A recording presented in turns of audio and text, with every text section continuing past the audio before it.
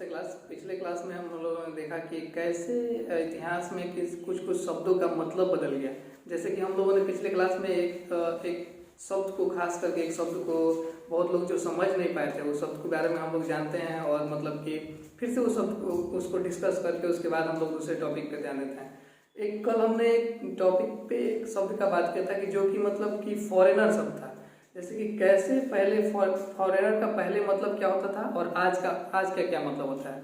तो आज का फॉरेनर का मतलब होता है कि जैसे कि मान लीजिए कि फॉरेनर हम वैसे लोगों के लिए इस्तेमाल करते हैं शब्द का जो कि मतलब हमारे देश से नहीं हो, यानी कि इंडिया से नहीं हो, वो कहीं और किसी और देश से आए हों और हमारे देश में घूमने के लिए आए हों या फिर रहने के लिए आए हों, तो वैसे लोगों के लिए हम लोग फॉरेनर कहते थे, फॉरेनर अभी कहते हैं।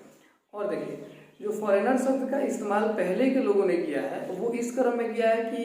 पहले जो भी एक दूसरे के गांव से आता था या फिर किसी अन्य राज्य से कोई व्यक्ति आता था तो उसको फॉरेनर कहा जाता है, यानी कि विदेशी कहा जाता था। मान लीजिए कि कोई एक गांव है, जैसे कि एक गोपालगंज जिला है, गोपालगंज जिले में कोई और जिले का व्यक्ति कोई अगर आता था तो उसको विदेशी कहा जाता था, ठीक है। लेकिन आजकल क्या है, आजकल विदेशी का मतलब पूर्ण रूप से बदल गया है। जैसे कि आजकल हम लोग देखते हैं कि विदेशी का मतलब हो गया है कि हमारे जो देश से नहीं है। जैसे मान लीजिए कि हम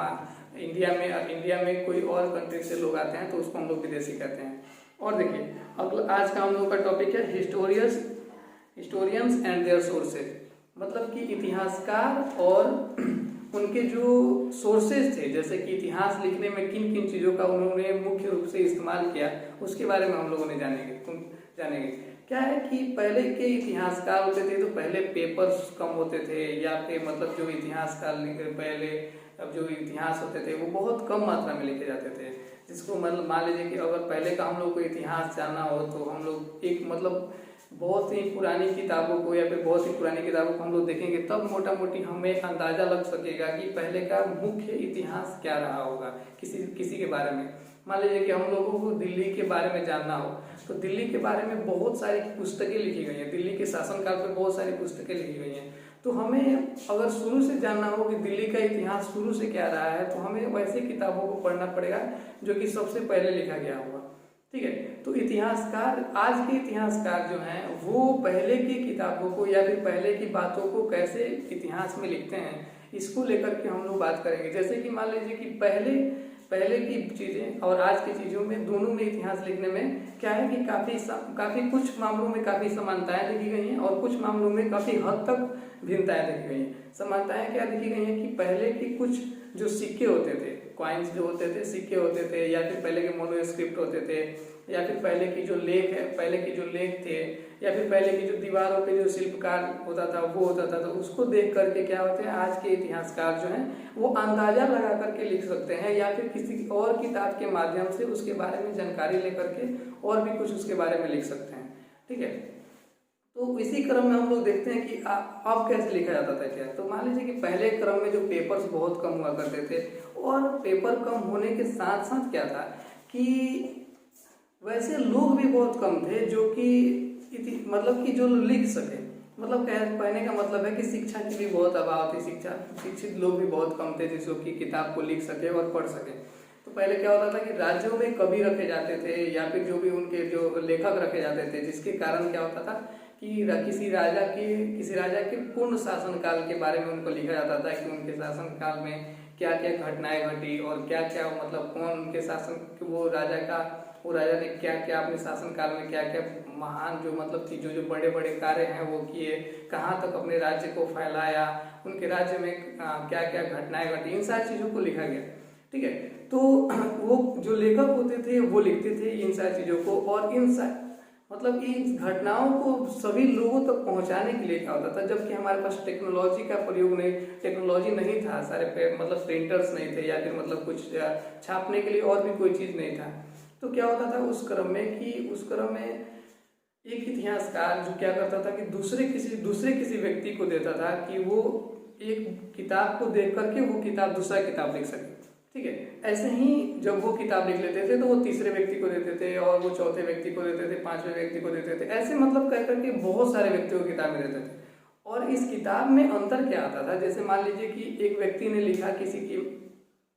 राजा के बारे में कुछ शासन काल लिखा, तो उस किताब में जो दूसरा व्यक्ति उसको देख करके कॉपी कर रहा है, उसको अगर मान लीजिए कि कोई शब्द कोई लाइन समझ में नहीं आया, तो वो क्या करते थे कि उस शब्द को उस लाइन को उस पिछले वाक्यों के अनुसार पिछले कहानी के अनुसार वो अपने हिसाब से उसमें बदल देते थे। या फिर कभी कभी ऐसा भी होता था कि मान लीजिए कि हम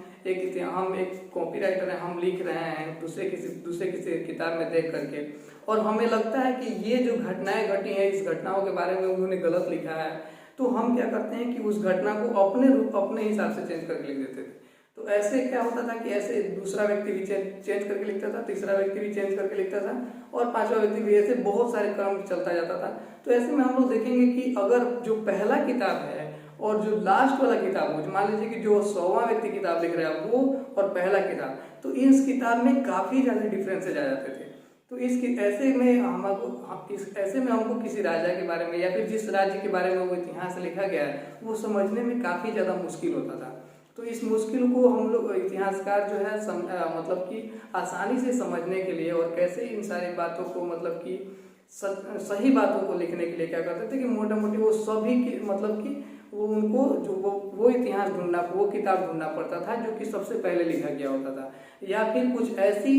कुछ ऐसे चिन्ह ढूंढने होते थे, कुछ ऐसे और भी सोर्सेज पता करने होते थे जिसके द्वारा वो पता चल सके कि मुख्य रूप से वो क्या क्या उस समय घटनाएं घटी होगी और वो लिख सकते थे। ठीक है, तो ये सारी घटना इन सारी चीज़ों का इतिहासकार जो है वो यूज करते थे। अब देखिए आजकल क्या है कि आजकल हम लोग किसी भी चीज़ का इतिहास लिखते हैं तो आजकल हमारे पास टेक्नोलॉजी है, कोई कुछ भी लिखते हैं तो हम लोग उसको विकसित रूप से लिख सकते हैं। ओके, तो ये रहा हिस्टोरियंस एंड देयर सोर्सेज का जो है एक छोटा सा टॉपिक, और हम लोग अगले टॉपिक के बारे में बात करेंगे। तब तक के लिए धन्यवाद। और हम समझते हैं कि आप अपने घर पे होंगे और सुरक्षित होंगे। ठीक है, और घर पे बैठकर ही पढ़ाई कीजिए, कहीं बाहर नहीं जाइए। धन्यवाद।